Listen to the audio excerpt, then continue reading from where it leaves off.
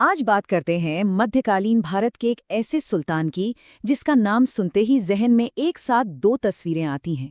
एक तरफ क्रूरता की तो दूसरी तरफ काबिलियत की। जी हाँ, ये कहानी है अलाउद्दीन खिलजी की। लेकिन सोचिए, एक बड़ा साम्राज्य बनाने के लिए आखिर क्या कुछ करना पड़ता है। इतिहास को देखें तो पता चलता है कि ये रास्ता आसान नहीं होता। इसमें अक्सर बहुत क्रूरता भी शामिल होती है और खिलजी की कहानी इसका एक बहुत बड़ा सबूत है। तो चलिए उस शख्सियत की कहानी में और गहरे उतरते हैं जिसकी महत्वाकांक्षा की कीमत खून और सोने दोनों से चुकाई गई थी। कहानी की शुरुआत होती है खिलजी के शुरुआती दिनों से।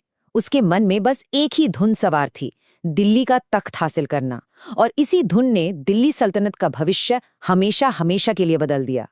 उसका असली नाम था अली गुरशास्प।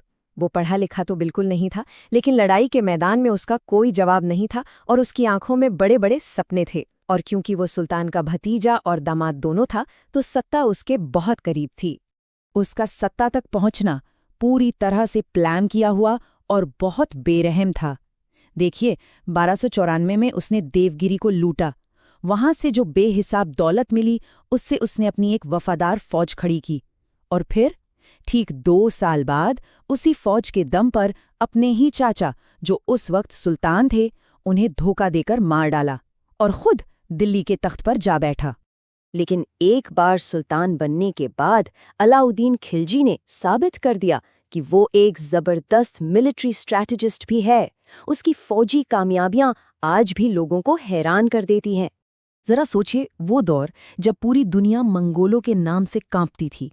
खिलजी ने न सिर्फ भारत पर उनके 6 बड़े हमलों को बुरी तरह हराया, बल्कि बाद में उनके इलाकों में घुसकर हमले भी किए। ये एक ऐसी कामयाबी थी जो उस जमाने के बहुत कम शासक हासिल कर पाए थे। पर वो यहीं नहीं रुका। उत्तर में राजपूतों को हराने के बाद उसने अपनी फौजें दक्षिण भारत की तरफ भेज दी और वो दिल्ली का पहला ऐसा सुल्तान बना जिसने अपना साम्राज्य दूर दक्षिण तक फैलाया। सही मायनों में उसने सल्तनत को एक अखिल भारतीय साम्राज्य में बदल दिया। लेकिन इतना बड़ा साम्राज्य सिर्फ तलवार के दम पर तो नहीं चल सकता था। खिलजी ये बात अच्छी तरह जानता था। इसीलिए उसने जंग के मैदान से अपना ध्यान बाजार की तरफ मोड़ा और यहाँ भी उसने खुद को एक क्रांतिकारी लेकिन उतना ही बेरहम प्रशासक साबित किया। उसके जो सबसे मशहूर बाजार सुधार थे, उनका असल मकसद फौज से जुड़ा था। उसने हर जरूरी चीज का दाम फिक्स कर दिया। क्यों? ताकि वो कम तनख्वाह पर एक बहुत बड़ी और ताकतवर सेना रख सके। अब इतनी बड़ी सेना और खजाना भरने के लिए पैसा कहाँ से आएगा? तो खिलजी ने किसानों पर जबरदस्त टैक्स लगाया। कितना? सीधा सीधा 50%। मतलब किसान जो भी उगाएगा उसका आधा हिस्सा सल्तनत का। और इस पूरे सिस्टम को बहुत सख्ती से लागू किया गया।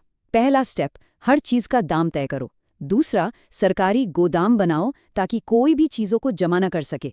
तीसरा, बाजार पर नजर रखने के लिए शहनाई मंडी जैसे अफसरों और जासूसों को लगाओ। और चौथा और सबसे जरूरी कदम, जो भी नियम तोड़ेगा उसे भयानक सजा दी जाएगी, यहां तक कि मौत की सजा भी।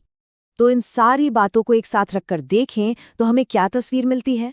चलिए, इतिहास में खिलजी की इस उलझी हुई और विवादित जगह को समझने की कोशिश करते हैं।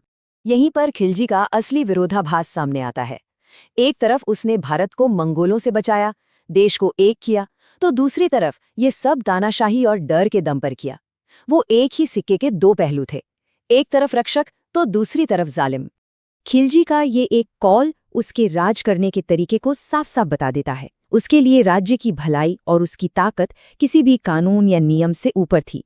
बस जो उसे सही लगा उसने वो किया। उसकी मौत के बाद जिस साम्राज्य को उसने अपनी मुट्ठी में बांध कर रखा था, वो ताश के पत्तों की तरह बिखर गया। ये इस बात का सबूत है कि पूरा का पूरा साम्राज्य बस एक आदमी के कंट्रोल पर टिका हुआ था। तो आखिर में सवाल यहीं आकर रुकता है, अलाउद्दीन खिलजी को कैसे याद रखा जाए?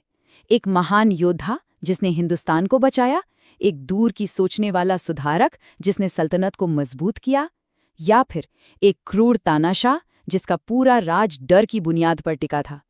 इसका फैसला शायद इतिहास और हम सबको मिलकर करना है।